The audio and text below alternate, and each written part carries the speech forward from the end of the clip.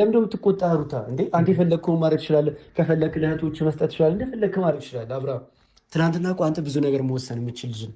ገባ? በራስህ ነው።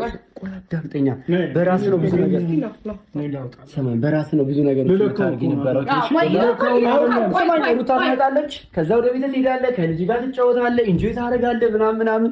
ከፈለጋችሁ ደግሞ ልጅህን ይዘው ሩታም ከፈለግሽ ለልጁ ይዘህ እዛ መጣ። በቃ ከሉሌ ጋር እዚህ አንድ ላይ ሰብሰብ ብለህ ምናምን ነገር ደግሞ መቶ ሺህ ገባሽ አይገርምም?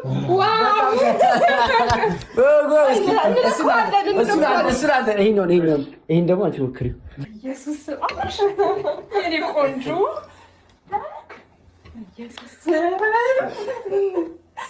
እንኳን ደህና መጣሽ ወደ ቤትክ፣ ወደ እህትክ ቤት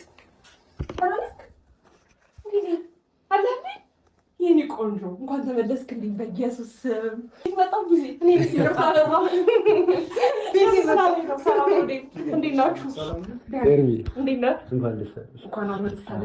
ወይኔ ጭራሽ ብሎ ነው ወደ እኔ ተመለስክ ማለት ነው። ወደ ቀልቡ አብረሽ አስደሳች ዜና ተፈጥሯል። ዳኒ ሮያል ታሪክ ሰርቷል። አብርሃም ሀብሎ ተበጣጥሷል። ለአንዴና ለመጨረሻ ጊዜ ትልቅ ድል የሰራው ዳኒ በጣም ትልቅ ነገር የሰራው በጣም አንበሳ ብዙ ጥረት አድርጓል። ምን ያክል በስንት ልመና በስንት ሁኔታ ነው እንግዲህ በመከራ ቡዜና ዳዊት ግሬስ ጋር ቤት ይዞ መጥቶ ታሪክ የሰራው በስንት ልመና በስንት ጭቅጭቅ በማታለል ለመጨረሻ ጊዜ ሀብሉ ተበጣጥሷል። ሩታን እንግዲህ አታሉ ኤፍሬምን አታሉ ነው እንግዲህ ዳኒ ሮያል ታሪክ የሰራው ጠብቁ በሚል ትናንትና በተለቀቀው ቪዲዮ እንግዲህ የማታለል ስራ ሰርቶ ከጓደኛው ጋር ሆኖ ከቡዜና ከዳዊት ጋር ከታላቅ ወንድሙ ጋር ወስዶት ታሪክ ሰርተዋል። ያም ከቡዜ ጋር ወስዶት ማለት ነው። ትልቅ ስራ ነው የሰራው። በጣም በልመና ትልቅ ስራ የሰራው ምክንያቱም ዳኒ የሄደበት ርቀት በጣም ስማርት ነው። ዳኒ ለመጀመሪያ ጊዜ ነው ታሪክ ያሰራው። እኔም በግሌ ያስደስተኝ እንዲህ አይነት ልጅ ቀላጅ ልጅ ቁም ነገረኛ ይመስለኝ ነው። ግን አሁን ግን በጣም ታሪክ ነው የሰራው። አንበሳ ዳኒ ይችላል፣ የምር በጣም ይችላል። ምን ያክል አታሉ ምን ያክል በልመና በመሀልም ይበሳጫል፣ ለማሳመንም ይሞክራል። አብርሃም ግን ሀብሉን እንዲፈታበት ሲያደርግ የነበረው ጥረት አንገቱ ላይ ሁሉ እጁን ይዞ የሩታን ፈቃድ ነበር ሲጠይቅ የነበረው። ሩታ ካልፈቀደችልኝ አልፈታም፣ ሩታ ካልፈቀደችልኝ ግን በፍጹም የሚል ነበር ምላሹ። ለማንኛውም በ11ኛው ሰዓት በመጨረሻም ሰዓት ቢሆን ሀብሉ ተበጣሷል። መተቱ ገደል ገብቷል ማለት ነው። እንግዲህ ቶያም ምን አድነዋለሁ እያለ ሲፈክር ነበር። ቶያም እንግዲህ ሳይደርስለት እስከዚህ ደርሷል። በጣም አስደሳች ነው። ታሪክ ነው የተሰራው። በጣም ደስ ብሎናል። ያሳ ኤፍሬምም በመጨረሻም ሰዓት ቢሆን ኤፍሬም እና ሩታም እንግዲህ እሳት ጎርሰው እሳት ለብሰው ከቤት መጥተዋል። የእነሱ ፊሊንግ ደግሞ በቀጣይ ምን ይመስላል? ቪዲዮ የተቋረጠው እነሱ ሲገቡ ነው።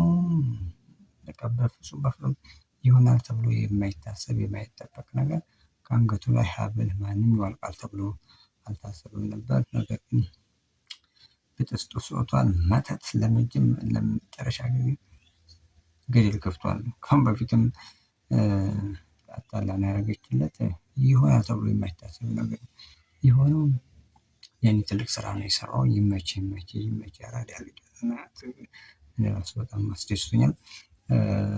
ሩታ በዚህ ልክ ብትፈልገው እንዲህ አይነት በማይፈልገው በቀድ ነገር ማድረግ አልነበረባትም። ነገር ግን በቃ መሆን የሌለበት ነገር አድርጋ እሷ ለማድረግ ሞክራ ነበር። ግን ትክክል ባልሆነ መንገድ ነበር የተደረገው። ነገር ግን አሁን ዳኒ ሮያል ታሪክ ሰርቷል። እና ቡዜም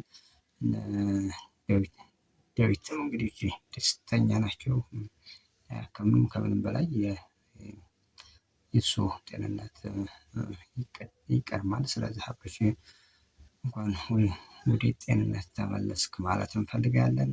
አሁን እንደሆነ ሰዎቹ ኤፍሬምና ሩታ የሚያቆሙ ነገር አይደለም። በዚሁ ይቀጥሉበታል። በፍጹም በተለይ ኤፍሬም ወንድሙ ምን እንደሚያገኝ ባይገባኝም በዚህ ያክል ርቀት እንዲህ አይነት ሀሳብ ማሰብ ተገቢ አይደለም። ቤተሰቦች ግን ቶፋም ሲበሳጭ ነበር። ብዙ ውለታ ውሎልኛል አድነዋለሁ ሲል ነበር። ከኤፍሬምም ጋር እንዲተደዋሉ ብዙ ታሪኮች ብዙ ነገር እንዲተመላለሱ በራሱ ቪዲዮ በለቀቀው ተመልክተናል።